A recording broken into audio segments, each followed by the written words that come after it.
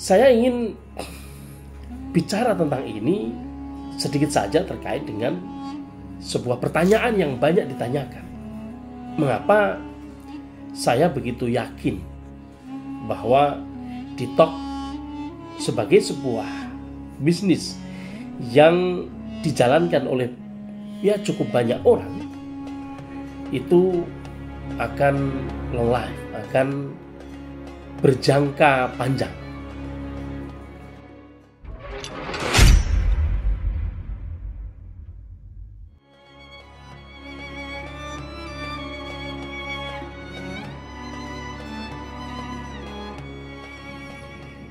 Jalan atau tidaknya sebuah bisnis apapun itu nggak cuma dibebankan kepada pihak manajemen, nggak juga dibebankan kepada pihak pasar. Tapi bagaimana sebuah perusahaan memberikan rasa nyaman kepada para customer-nya, itu akan memberikan efek yang sangat besar terhadap keberlangsungan bisnis tersebut. Kepuasan pelanggan itu banyak dipengaruhi oleh kinerja dari manajemen. Begitu juga perilaku customer itu akan banyak memberikan efek terhadap jalan tidaknya sebuah bisnis. Seperti itulah hubungan antara penyelenggara satu bisnis dengan pasar. Saya ingin bicara tentang ini sedikit saja terkait dengan sebuah pertanyaan yang banyak ditanyakan.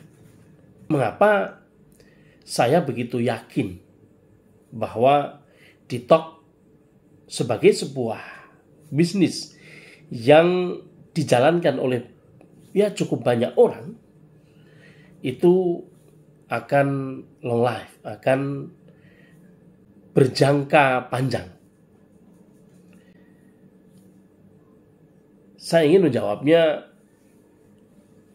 dengan teori tadi, bahwa nggak cuma satu pihak yang menyebabkan bisnis itu rusak atau bagus.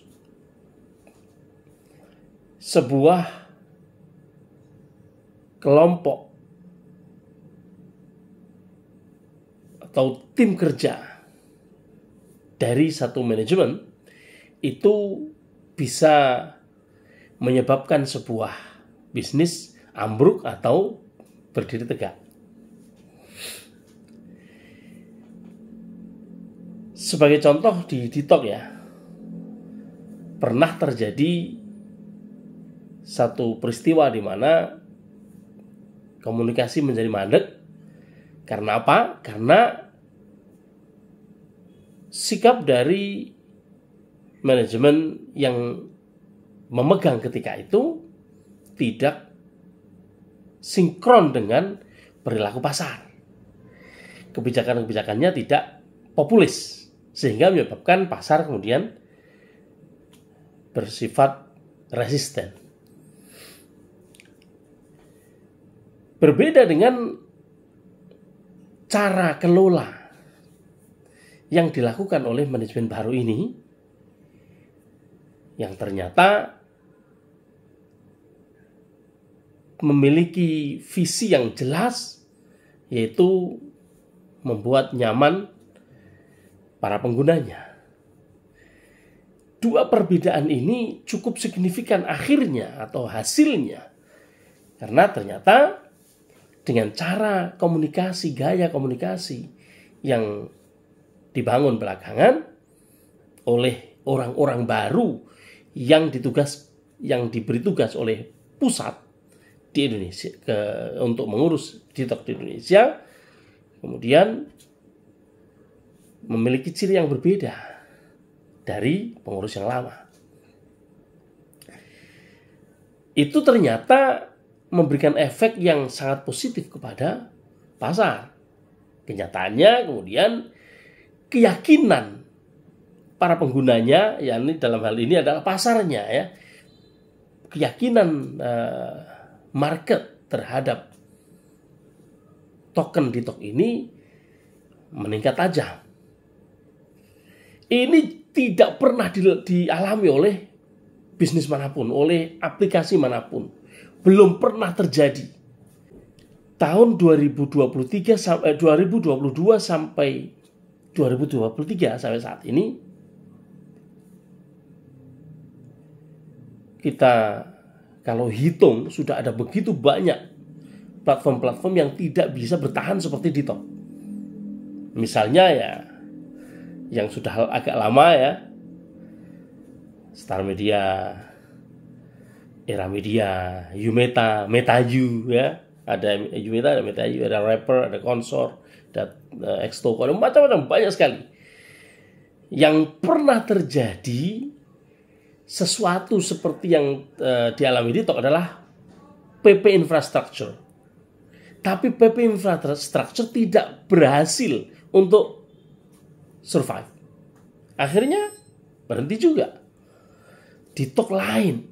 DITOK memiliki kekuatan untuk bisa mengembalikan kekuatan, mengembalikan kepercayaan pasar. Dan hari ini dibandingkan dengan sebelumnya, Januari ke sana, Januari ke belakang, dan hari ini jauh berbeda. Sekarang ini Red Diamond aja udah ada banyak. Yang membeli paket-paket besar juga banyak. Berbeda dengan masa lalu, di mana yang dibeli oleh pasar adalah paket-paket mining yang kecil. Nah, ini menunjukkan bahwa memang DITOK cukup meyakinkan untuk bisa dipakai ya. Saya rasa itu.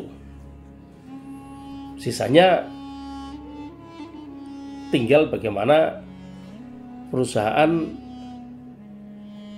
berusaha untuk meningkatkan demand terus. Karena sebagai token cryptocurrency, peningkatan demand itu akan sangat berpengaruh pada dua hal, sustainability-nya, yang kedua pada peningkatan harganya. Demikian saja, mudah-mudahan ada manfaatnya. Selamat malam, tetap semangat.